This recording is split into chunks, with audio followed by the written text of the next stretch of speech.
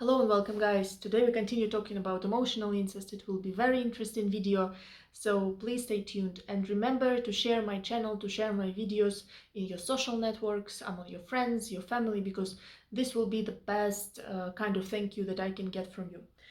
In the previous several videos we talked about core beliefs that come from childhood with emotional incest. We talked about core beliefs about ourselves, core beliefs about the world, about others, and today we're going to talk about core beliefs about the world. Before we begin, let me remind you that emotional incest is when your parent is meeting their needs through you as a child, through their children. It can be sexual needs, romantic needs, maybe they use you as a psychotherapist. This is also emotional incest, and so on and so on and so on. Emotional incest can be kind of hidden and not so easily noticeable as other ways and other types of abuse in family. And because of it, it creates really interesting dynamics in our core beliefs, and it's a bit special. So let's dive into it. I will need you to have a piece of pen and paper so that you can write it down and do our exercise. Let's begin. What ideas people who have been through emotional incest have about the world? What are their core beliefs? Let's go through our needs and understand which beliefs are associated with them. Need number one, secure attachment. Here we have stability of attachment, empathy, guidance, acceptance, and understanding. What it means, that if you have secure attachment, you have those needs met. But people in emotional incest in childhood, oftentimes they don't have these needs met. Why? Because first of all, if your parent is engaged in emotional incest, it's highly likely that they themselves are emotionally immature, that they themselves cannot process their own emotions, that they themselves maybe are addicts, or they themselves don't have other support groups other than you, their child. So because of it, it's really difficult for such a parent to provide a stable, secure attachment. First of all, if they have low emotional maturity themselves, their emotions gonna be unpredictable and really kind of strong, and because of it you cannot feel stable in this relationship. So from this comes perception of the world as of something chaotic and unstable, something unpredictable. And this is often what you can hear from someone from such a family with emotionally mature, really emotionally reactive parents who act on impulses. Their children gonna feel unsafe and unstable in the world, and they're gonna feel the world as some chaotic, unstable place where you don't know what to expect. So this is number one. Number two, because people in emotional incest, they have this deep loneliness, this because as I explained in previous videos, a parent in such relationship, they don't see their real child. Instead, they have some image of this child, and this child needs to kind of play up to this image. So the child themselves, on one hand, on surface level, they are loved, they are taken care of and all that, but deep inside they feel very, very lonely. And what it gives to their perception of the world, they might think that connection is impossible, that everyone is on their own, that nobody can understand you, and kind of like, so they see the world as a very lonely place, and they don't see any opportunities for them to connect with others. And this can be really, really painful to walk through life thinking like that. So first of all, unpredictable, unstable, chaotic world. Secondly, lonely and kind of cold world, okay, indifferent maybe. Then also, if parents didn't give them guidance, they might feel lost in the world, and they might feel that the world is like huge and unknown and enormous, and they cannot understand what is right and what is wrong and where should I be going, and so on and so on and so on, if they didn't have guidance.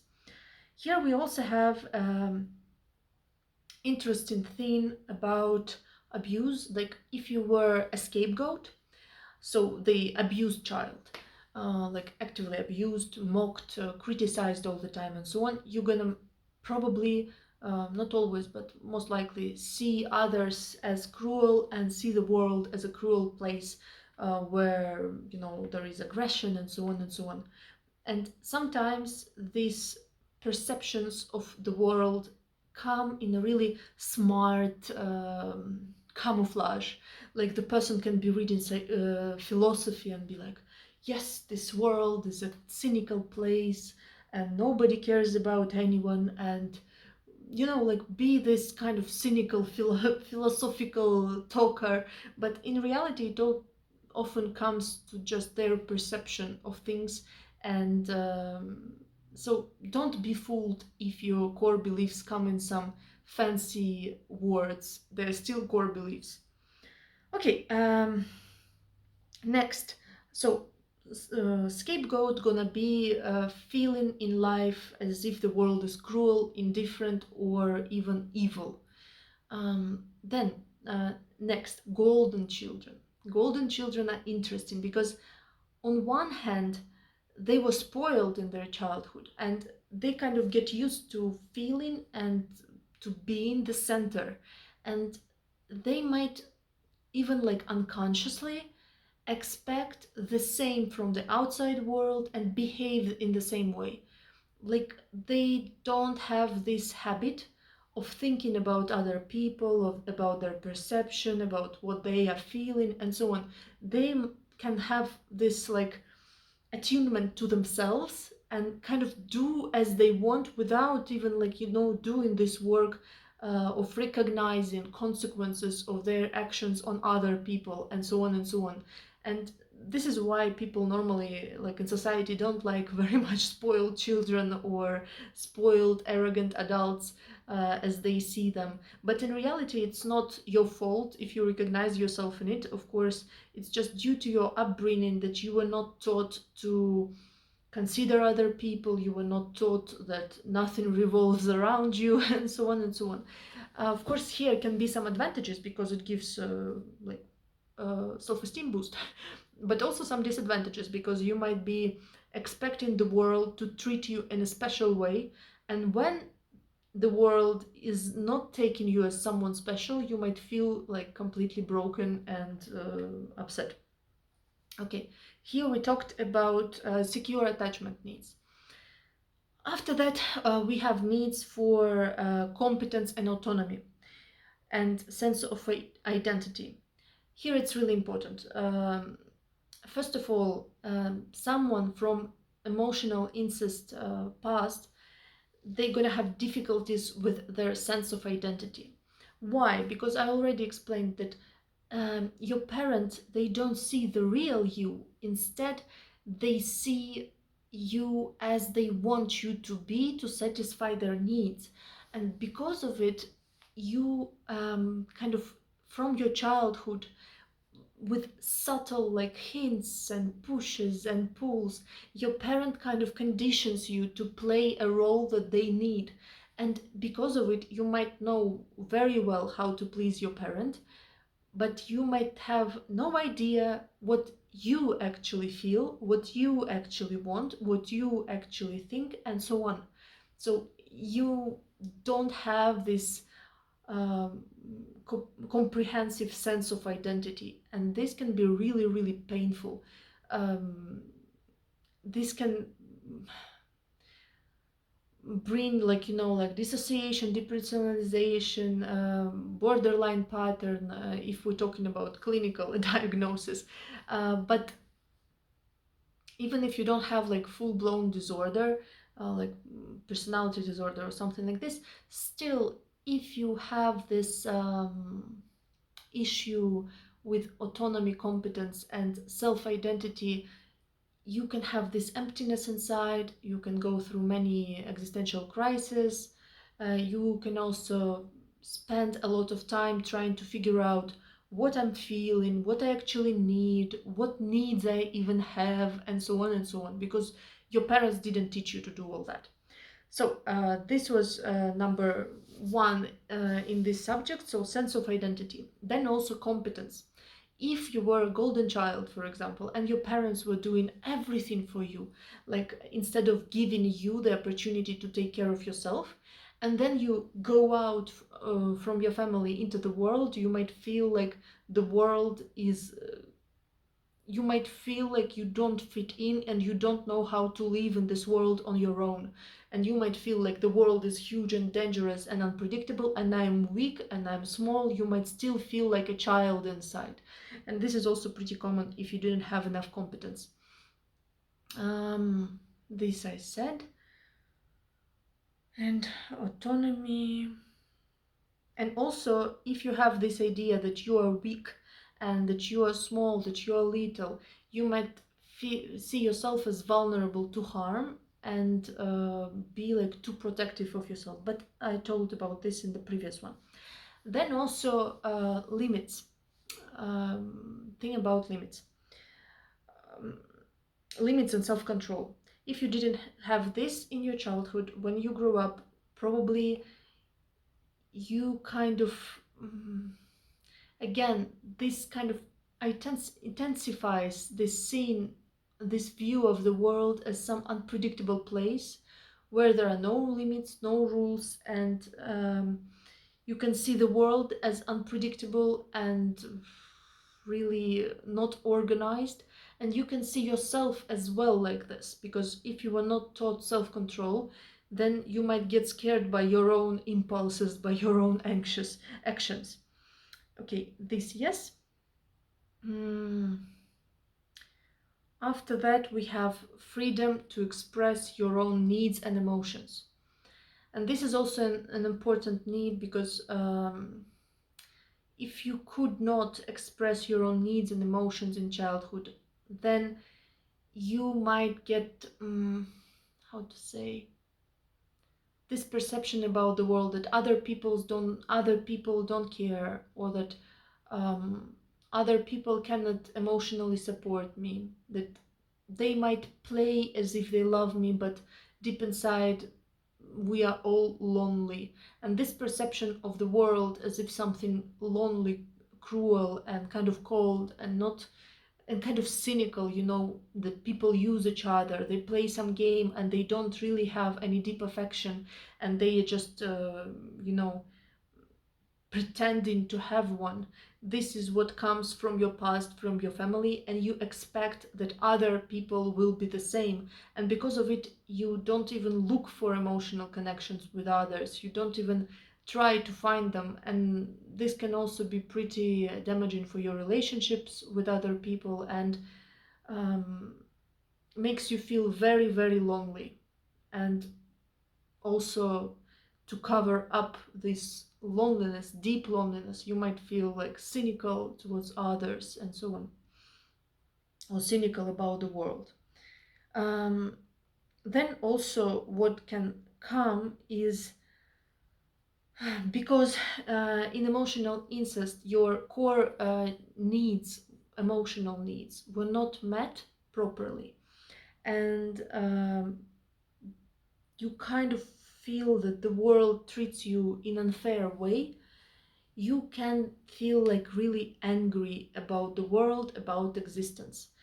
And it comes, in kind of subtle ways, like if my needs were not met, uh, and I'm a child. For children, it's normal to get angry and this way to attract attention. And you might react in the same way and kind of be angry at the world, be angry at it, be like saying that it's unfair, saying that it's not good enough for you, and other things. This one perception. Another perception is that you might feel the world, other people, relationships with them, or even existence itself as something suffocating and something that takes away your freedom and takes away your like air. Why? Because when you grow up in emotional incest, it's very suffocating environment in many ways. Like you are surrounded with care, so you cannot be angry, you cannot show that you don't like how you are being treated, and you cannot even understand what is wrong, but you feel that something is wrong, and your parents are constantly kind of like clinging to you and asking for attention and so on, and because of it you feel like suffocating, and then you can kind of transfer this perception to other places in the world. And this is what we do basically in therapy, that we don't try to how to say, make everything look wonderful, but we try to have a more diverse outlook on the world. Like, just because you didn't have emotional connection and real love in your family doesn't mean that such thing is impossible for you and that it doesn't exist ever or anywhere. Same if you feel mm, suffocated after this, like, emotional incest environment. It doesn't mean that you're gonna feel like this always, or that all environments in the world are same, or that all of them are suffocating or manipulative and so on. So we're kind of trying to understand that life is very varied, and yourself is like a whole universe inside you. So it's not like only this or only that. And other people are also, there are many different people, and each of them is different in their own way. And in this way, you can always find things that were not present in your childhood or create them.